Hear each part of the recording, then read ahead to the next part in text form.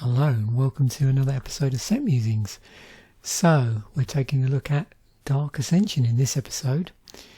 158 cards in the set, released on the 3rd of February 2012.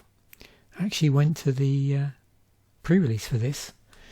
I think it was 4 packs of Innistrad and 2 packs of Dark Ascension.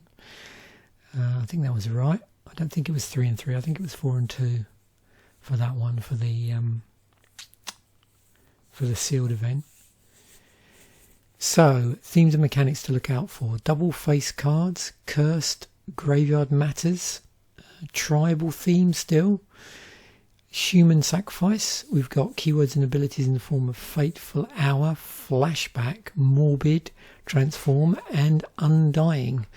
Out of the 158 cards, we've got 64 commons, 44 uncommons, 38 rares, and 12 mythic rares. Obviously, it's a small set. And let's dive in. So, first thing to notice, because of the theme of the set, was top-down design as well. And those two contribute together to mean we've got super consistent artwork across the set in here, so be interesting. There's loads of fun stuff. Hopefully, I've opened when we come to do Friday's artwork set, and some pretty disturbing stuff as well. By the look of things. So yeah, lots of fun stuff here.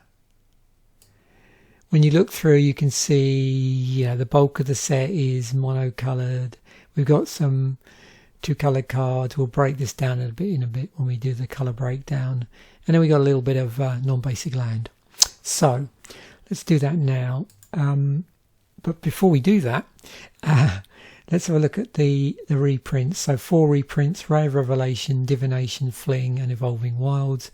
Evolving Wilds has been reprinted multiple times. The nice thing I like with Evolving Wilds is they always tend to slightly change the artwork and make it thematically relevant, and that's what they did here. That leaves 154 cards which were not reprints. We have 11 cards which are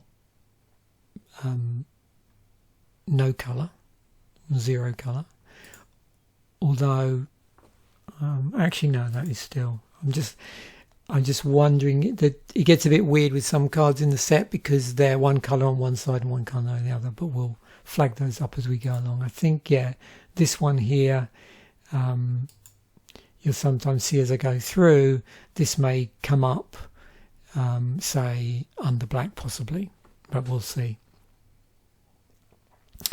But the important point is all of these 11 cards are artifacts. So there's no 0 colour non-artifacts, if you like. Monocolour cards, 135. So yeah, bulk of the set is monocoloured.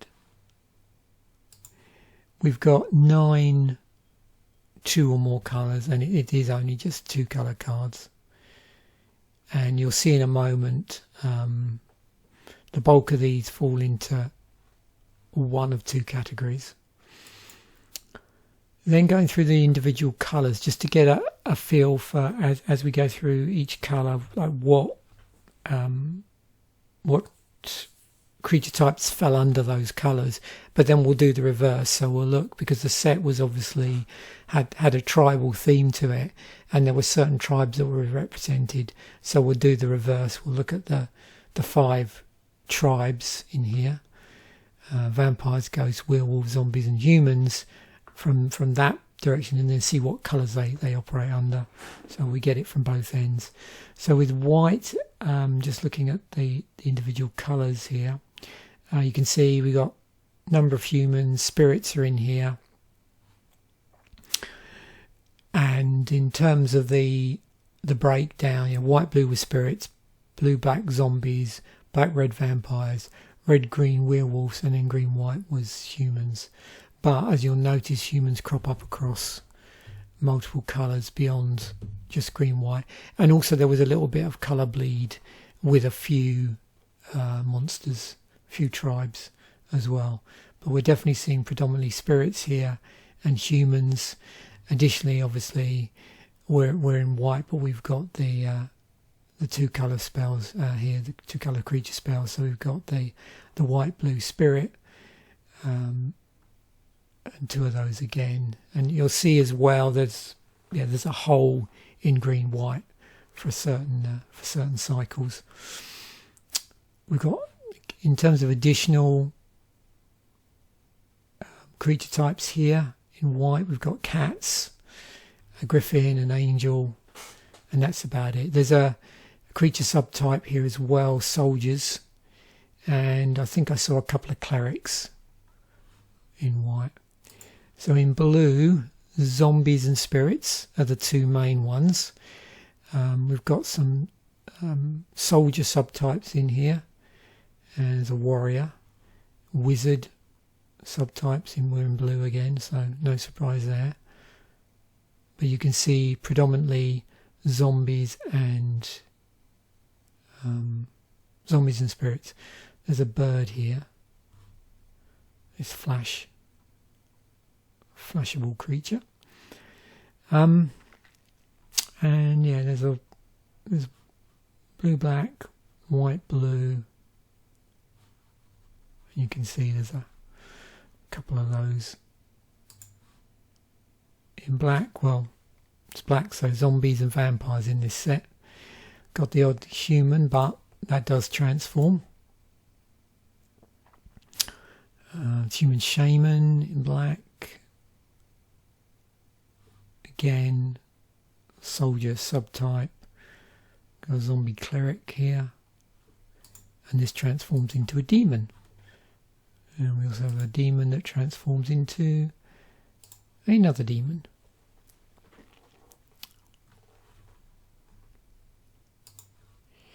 In red, vampires, wolves, well, werewolves stroke wolves in red. And you can see a number of two colours here, both red and black, red and green.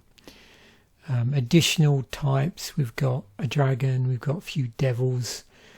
There's the soldier creature subtype in here, and warriors again. So the subtype of warriors and soldiers was represented across multiple colours. Also, you'll see that werewolf is a subtype here. I think that's right.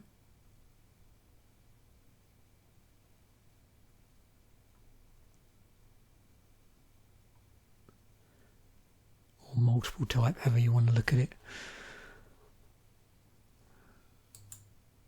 And then green, you can see we've got a few, some humans in green. We do have the odd, there's a spirit and an ooze. So with the case of the spirit, a bit of colour bleed there. Beast, a zombie again, worm, an insect, and no surprise to see wolves, stroke werewolves, and humans. Big spells, so anything greater than 6. Drogskull Reaver. So a couple of creatures, and then the rest, so 2 sorceries and this legendary artifact which transforms into a demon.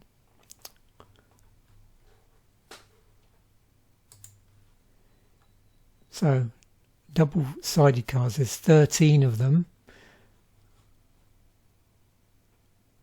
1 in white, 1 in blue, 2 in black. No surprise to see the majority in red and green. So obviously werewolves, or human werewolves, transforming into full-blown werewolves. But other things transforming into other things. So there's a spirit into an aura here, and also one that transforms when it returns to the battlefield after it dies, which I believe that was the first time they'd done that, since they'd only just had transform in the previous set. So this is the first set to have one where it transforms from the graveyard and one that transforms into an aura.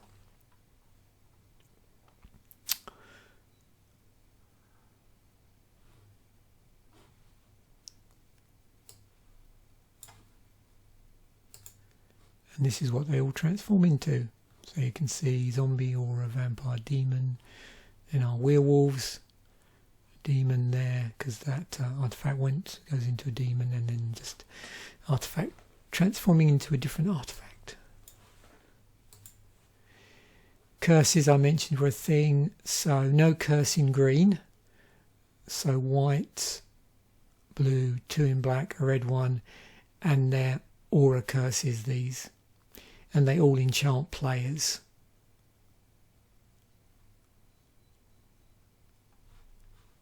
Now, if you remember, there was a card, I think it was in the previous set, that could remove curses from a player. Graveyards. So I've just got listed here any card that has graveyard referenced in the Oracle text, and there's 28 of those that interact with the graveyard in some way. Then in terms of the actual individual tribes, you can see here we've got 10 vampires, black and red, and this is a vampire because it transforms into a vampire. Our spirits, white, blue, with one single green one, and one of these transforms into an aura. And 12 of our wolves or werewolves, and they are in red and green. Zombies, blue and black. There is a green one also. There's this white one which transforms into a zombie soldier from a human soldier. And then our humans are in white, blue, black, red and green. So all colours. And you'll see a number of these, not surprisingly, will transform into werewolves. There's also 16 cards that have human reference somewhere in the Oracle text. So they either do something to a human or produce humans, or I think most of them actually destroy humans in some way or involve sacrificing humans. I'm trying to see if there's anything here that's like a human lord which says, oh, congratulations, you've played humans, here's a bonus. I don't think that was the case. I think that was it's more the case of, let's get rid of all the humans. The ones that weren't were generating humans.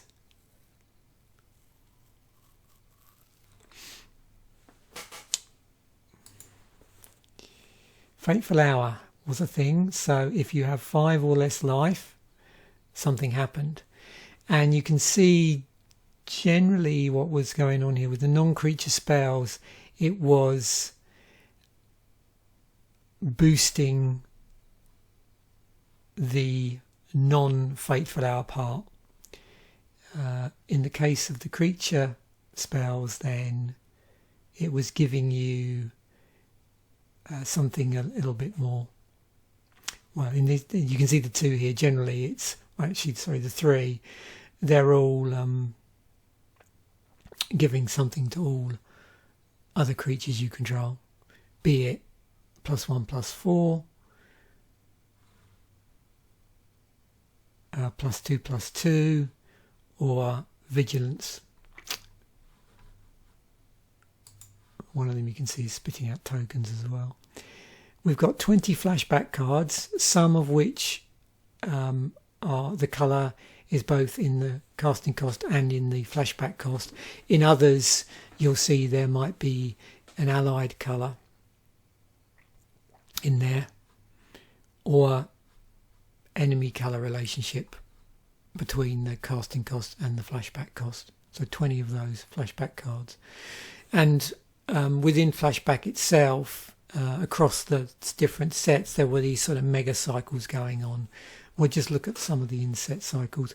While we're talking about mega cycles, there was also like a mega cycle of the lands in the set, with 5 of the 10 lands being in Innistrad, and then the remainder spread between Dark Ascension and Avacyn Restored, and I'm sure we'll see those in a moment. We've got 6 cards with Morbid, so Morbid was that ability that if a creature died this turn, so that was the condition of Morbid being triggered, and then you get the Morbid effect.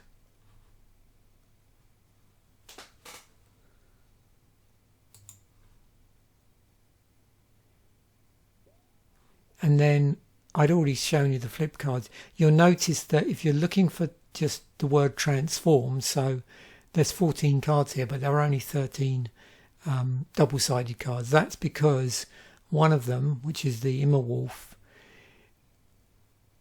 controls the ability to transform. So it references transform in the Oracle text, but it doesn't transform. It's not within the context of a double face, of it flipping over.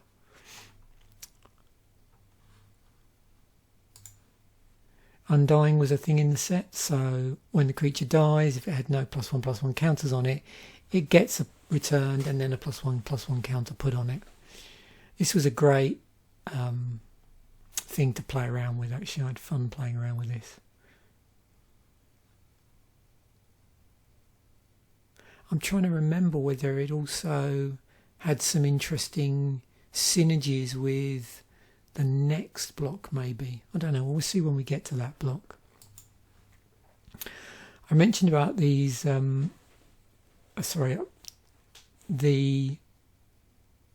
was a cycle of these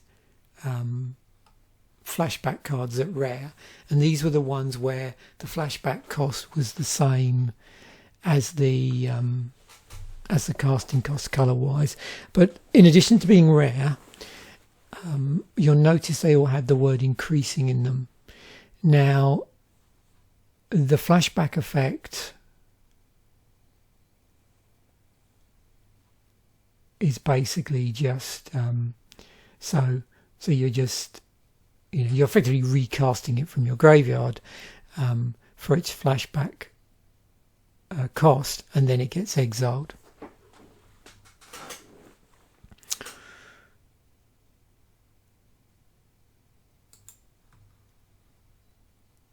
We had a cycle of allied flashback cards, so you can see the allied colour relationship here, and they were at common.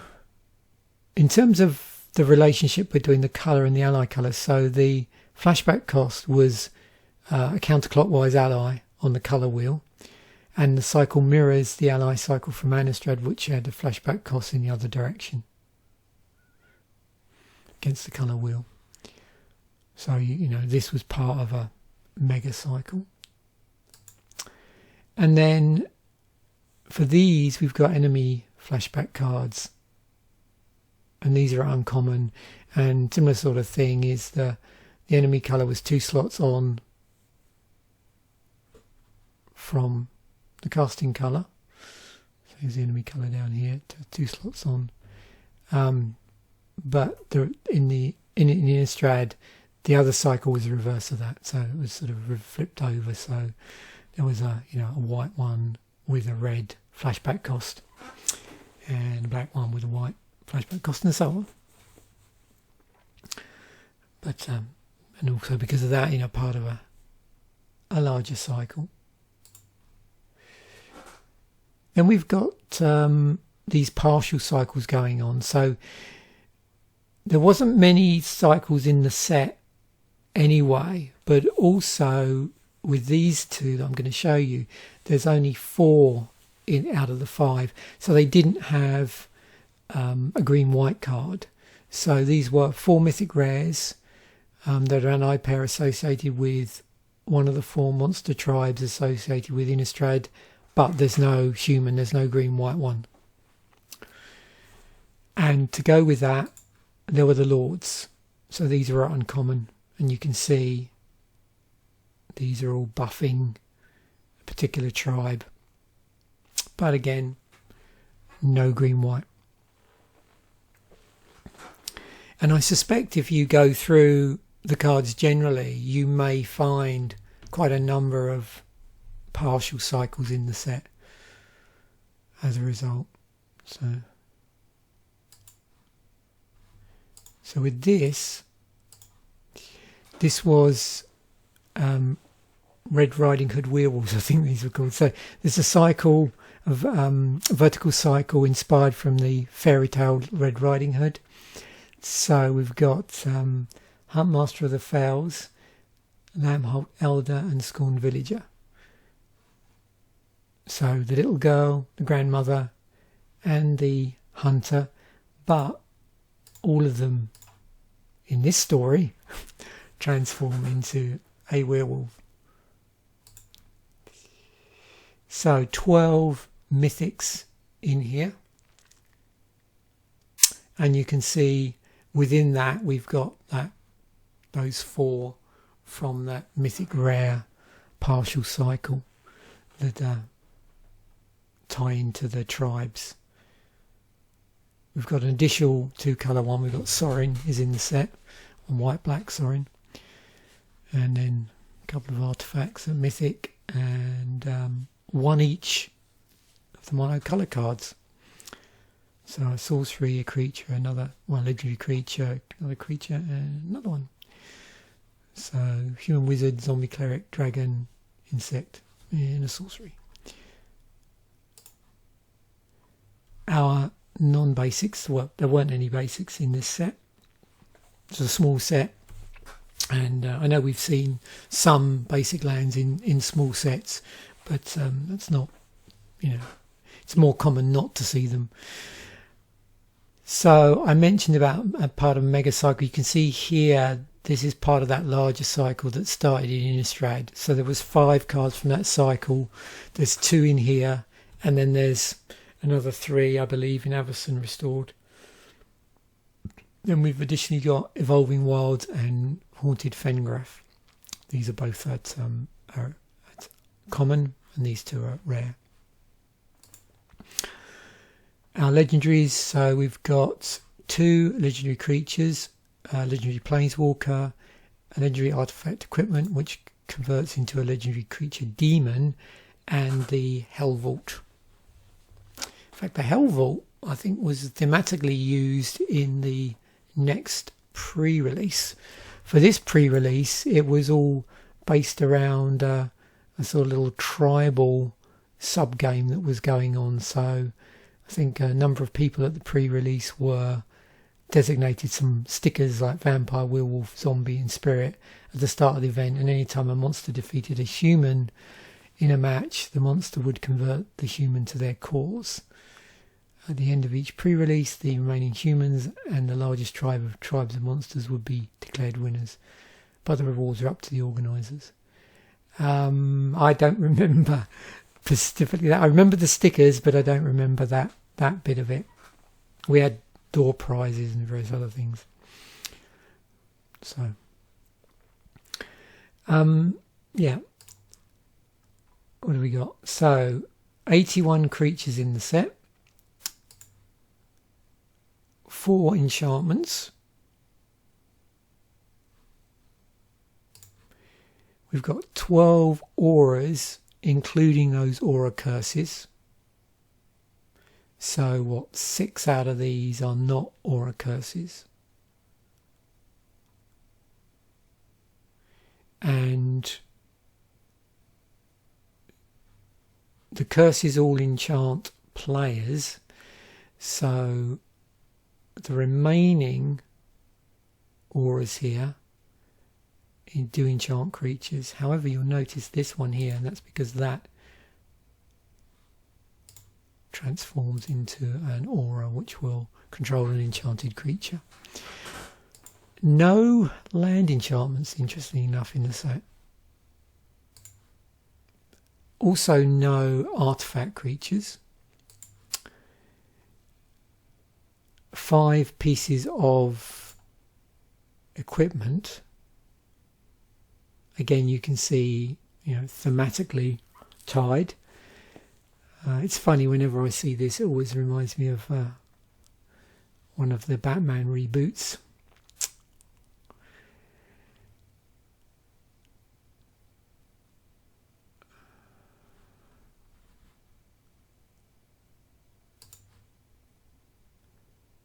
And we have 6 artifacts, of which there's a couple of mana rocks. So this one has the twist in that it's 2 mana of any combination, but you can only spend it on to cast spells with flashback from a graveyard. And then this one, which when it's not your turn, transforms into a 2/3 gargoyle artifact, but while it is your turn, you can tap it for colourless mana. Also comes into the battlefield tapped. Oops.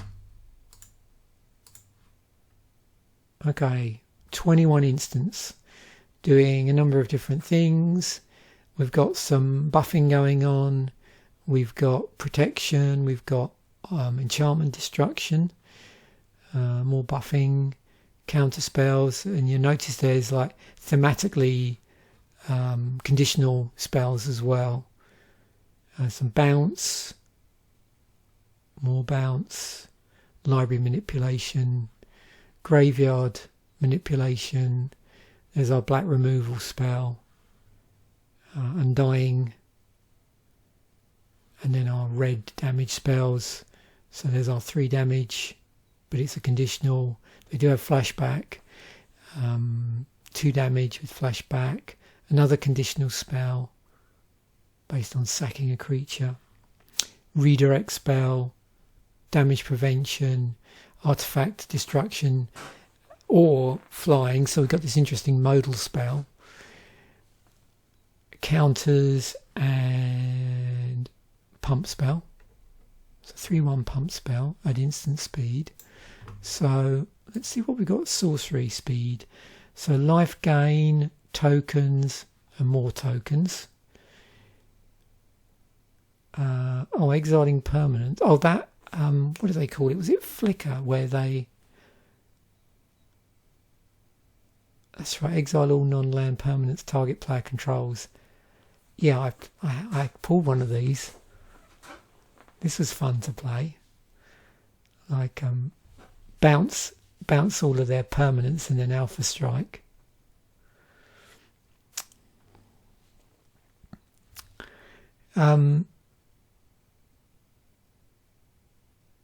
Where are we? Oh, mill. Oh, unblockable, yeah. Card draw. More mill. Instant sorcery recursion. Death touch.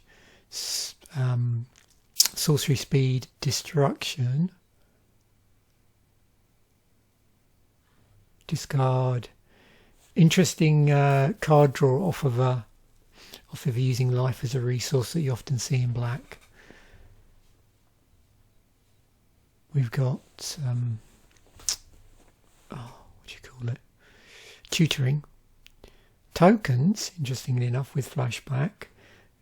Zombie recursion.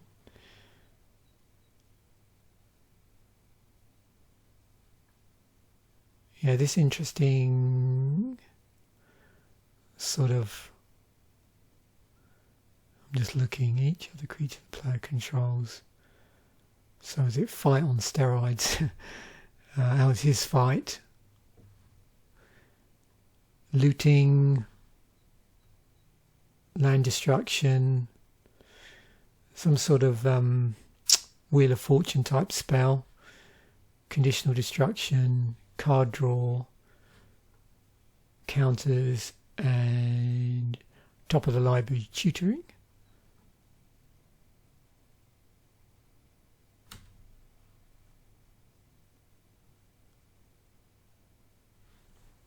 cool. So back to the whole set. I don't know if there's much I need to add on that. It's a small set, so the amount of different slicing and dicing there, you get to see quite a lot of what's going on. I think I did mention that we've got a little bit of flash, not just flashback, but flash. There was one flash creature. Where's it gone? Nephilia sea kite. It's always interesting to see creatures you can flash in. The other thing, this sort of power nerfing spells. We're going to have fun on Friday with this artwork, I can see. I suppose it depends what I opened, but yeah.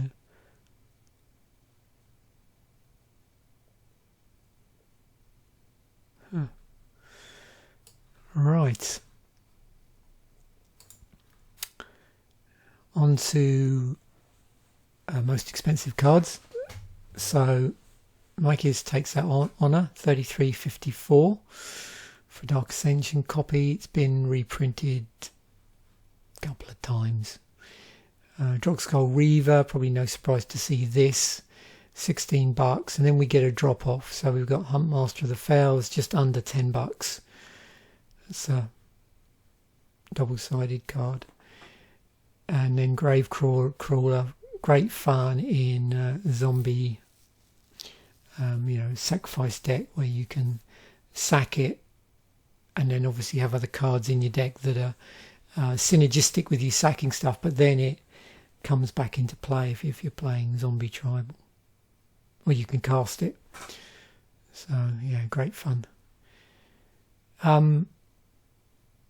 Giraffe's Messenger, we're well below the $10 now, so quite a big fall off.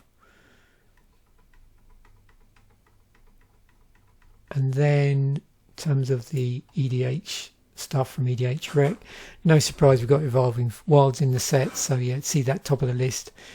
And then usual things, so Faithless Looting, Tragic Slip. Mykiss looks like it's the most popular legend in the legendary creature in the set, closely followed by Thalia. We're going to feature Thalia in the Commander Fodder episode. Gravecrawler, yep, no surprise there. Vault of the Archangel, and so on. Yeah, a few of those graveyard shenanigan cards, both in terms of nerfing them and exploiting them, bubbling to the top here.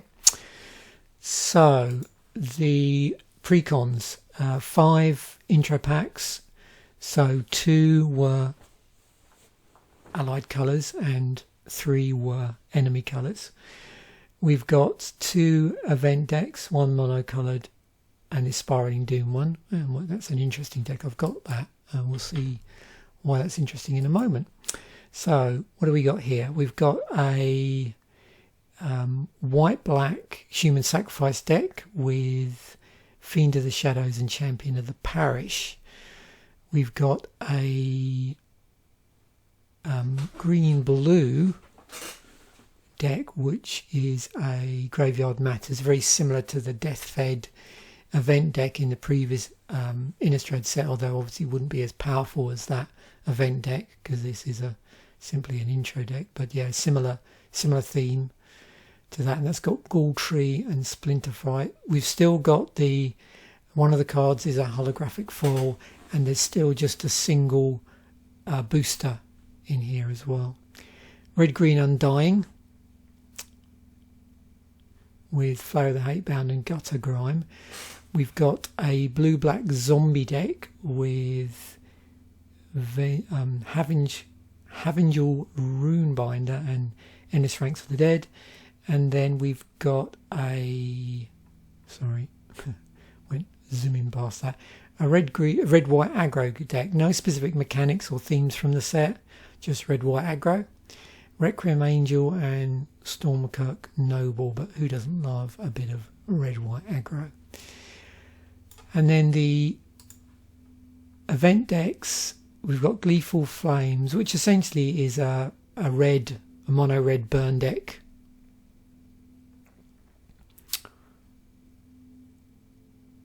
And as I've pointed out before, with these you're going to see cards from whatever was legal in standard that time. So we've got a couple more sets after this before we get to rotation. So after this set there'll be Avacyn Restored and then M13.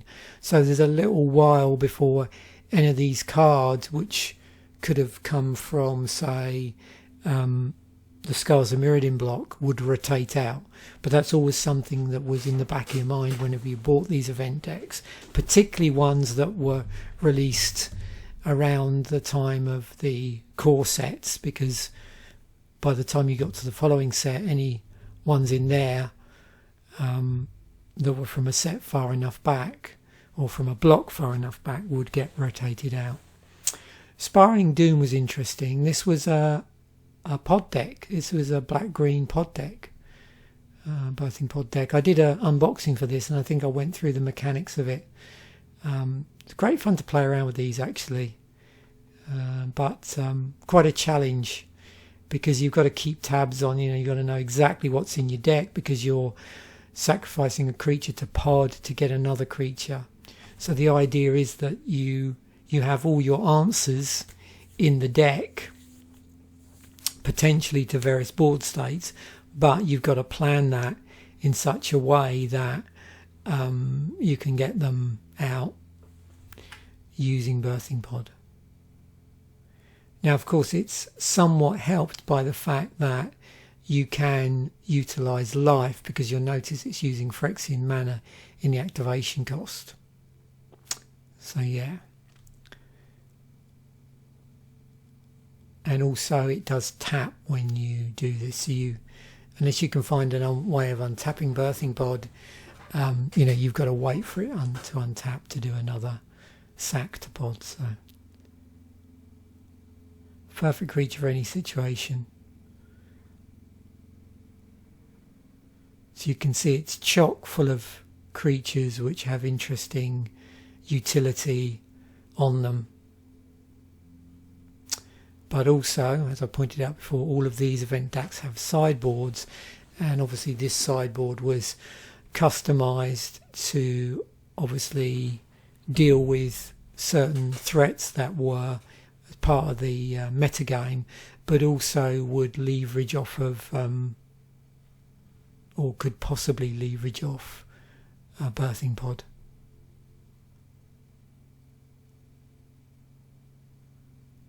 But not necessarily all of them.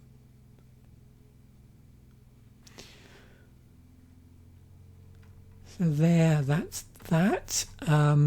For Tuesday's video, we've got, so here's my card pool, and I was lucky enough to get a Thalia in the 12 virtual pack, so we're going to go with a Thalia deck. And there's the pool with just the all the non-white cards taken out, so we're ready to go with that build.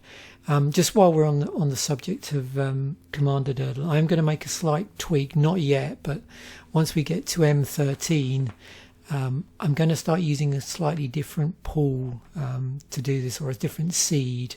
What I'm going to be doing, I think, is as we see predominantly moving through Magic now, much more prevalence of legendary creatures, particularly in the core sets. I'm going to start actually